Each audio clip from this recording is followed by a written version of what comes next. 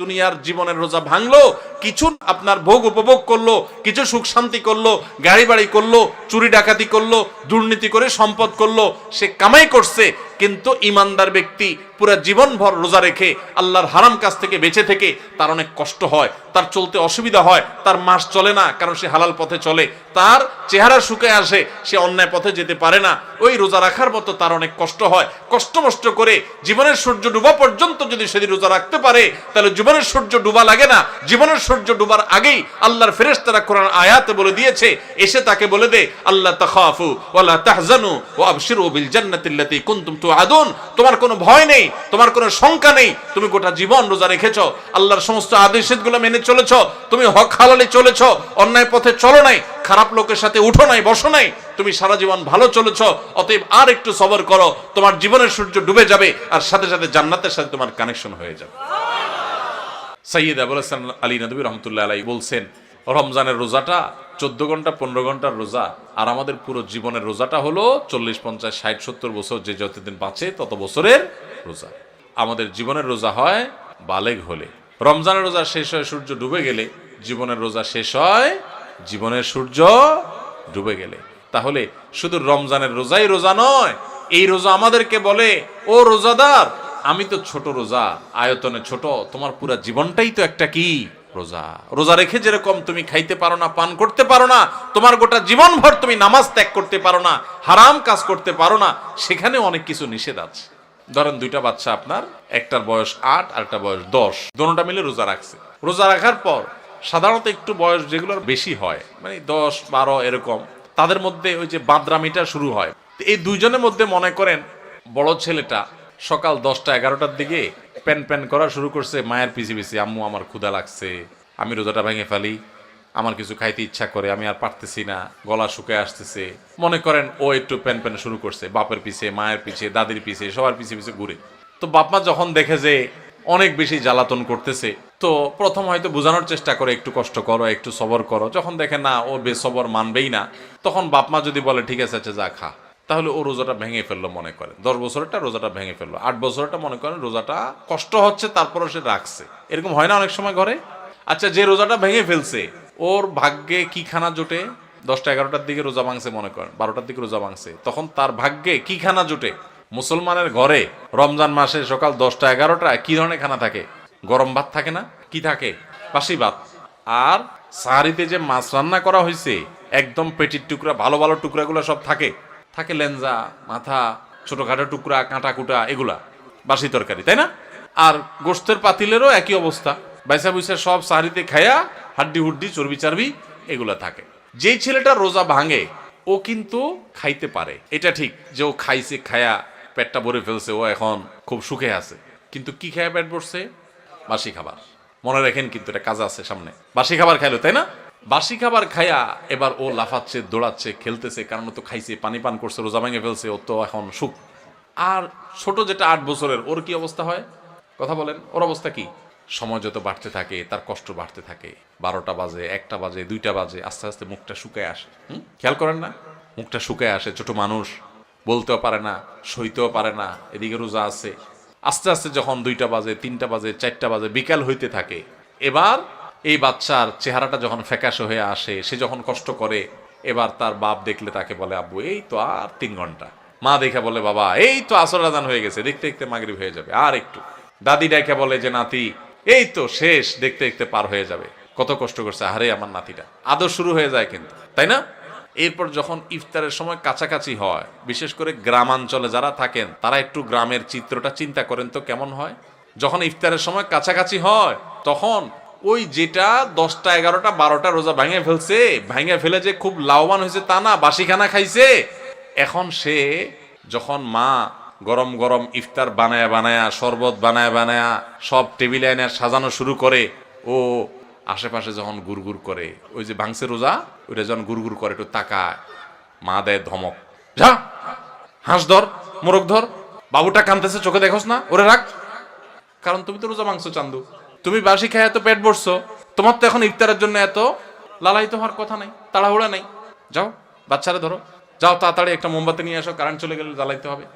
তাহলে ও রোজা ভাঙে একটু বাসি খানা খাইছে, খাইছে একটু বাসি খানা, কিন্তু এখন দৌড়ানি খায়। আর যেই ছেলেটা ছোট মানুষ রোজা রাখছে, মুখটা শুকায় গেছে, আর আধা ঘন্টা বাকি আছে সূর্য ডুবার, ওর কি অবস্থা হয় বলেন?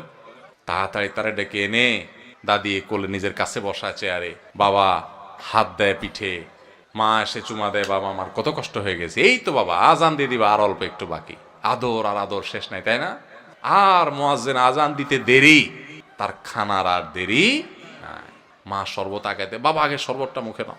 দাদি খেজুর আগাতে, বাবা আগে একটু খেজুরটা মুখে নাও। বাপে পেঁয়াজি ধরে রাখে, বড় আরেক ভাই বোন থাকলে তারা আপনার চপ ধরে রাখে, আরেকটা ধরে রাখে, একটার পর একটা খাওয়াইতে থাকে, তুই খা বাবা খা। আর ওইটা যদি কাছাকাছি আসে দে ধমক, বাচ্চা কাঁদতেছে দেখোস না পিচ্ছিটা, ওরা ধর। হয় কি হয় না বলেন? ওই যে ধমক টমক খায়, দৌড়ানি দাঁড়ানি খায় বেচারা রোজা ভাঙ্গা, সে কিন্তু মাগরিবের পর আজান হয়ে গেলে, নামাজ হয়ে গেলে, ওই ডাইনিং টেবিল থেকে ইফতারি সবাই খায়া টায়া যখন ওই বাইসা বুইসা থুইয়া দেয়, বেগুনি যেগুলো ভালো ভালো ভাজা হয়েছে এগুলো তো সব খাওন শেষ, যেগুলো কোনা কাঞ্চি পুড়ে টুড়ে গেছে এগুলো রয়ে গেছে, নামাজের পরে এবার ওরে বলে আচ্ছা যা তুই একটু খা। ঠিক না বেঠিক? রোজা যে ভাঙছে ওর কপালে খানা জুটে, কিন্তু সেটা সকালেও বাসি বিকালেও। আর যে কষ্ট করে রোজা রাখে তার কষ্ট কিন্তু হয়, চেহারা কিন্তু শুকায় যায়, জিহ্বা কিন্তু শুকায় যায়, অনেক কষ্ট হয়। কিন্তু কষ্ট করে যদি সে রোজাটা রাখতে পারে শুধুমাত্র, তাহলে সূর্য ডুবার আগে থেকে তার আদর শুরু হয়, মায়া শুরু হয়, কদর শুরু হয়। সূর্য ডুবার পর তার খানার খানা, আদর আর আদর, যত্ন আর যত্ন। ঠিক না বেঠিক? ভাই আমার, এটা হলো রমজানের রোজার অবস্থা।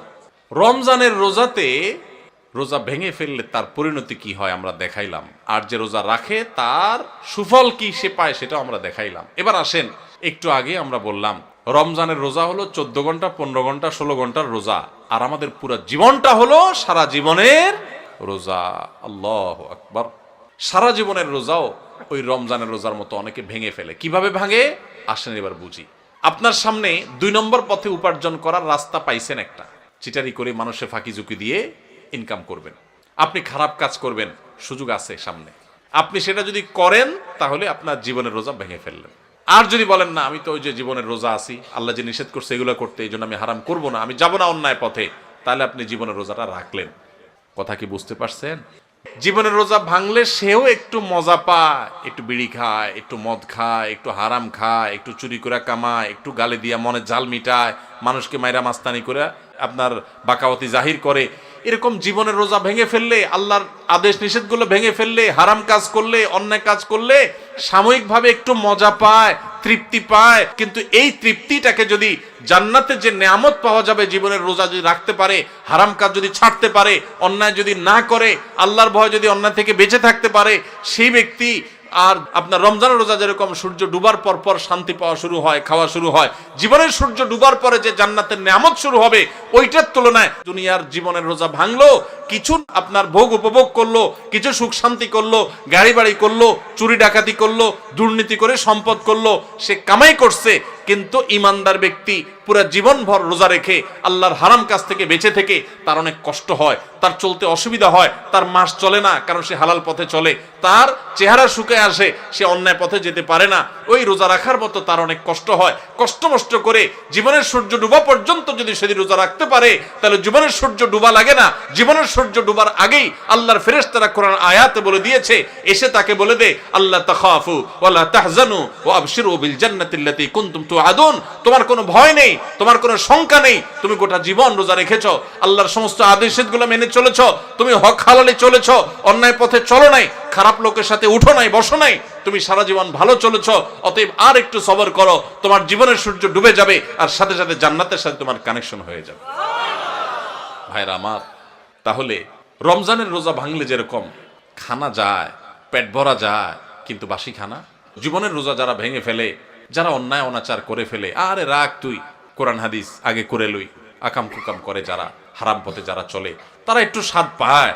কিন্তু যে কষ্ট করে জীবনের রোজাটাকে ধরে রাখতে পারে না, আমি হারাম পথে যাব না, আল্লাহর ভয়ে সে সতর্ক থাকে, ওই ব্যক্তি তার জীবনের সূর্য ডুবার সাথে সাথে তার যে আল্লাহর পক্ষ থেকে জান্নাতের ইফতারের ব্যবস্থা থাকে, সেই ইফতার ফেরেশতারা যখন তাকে আদর করে খাওয়াতে থাকে, তখন ওইটার তুলনায় দুনিয়ার এই যে সমস্ত গাড়ি বাড়ি চুরি ডাকাতি 2 নম্বরই করে যারা কামাই করলো, এগুলো হলো ওইটার তুলনায় ওই বাসি খানার মতো।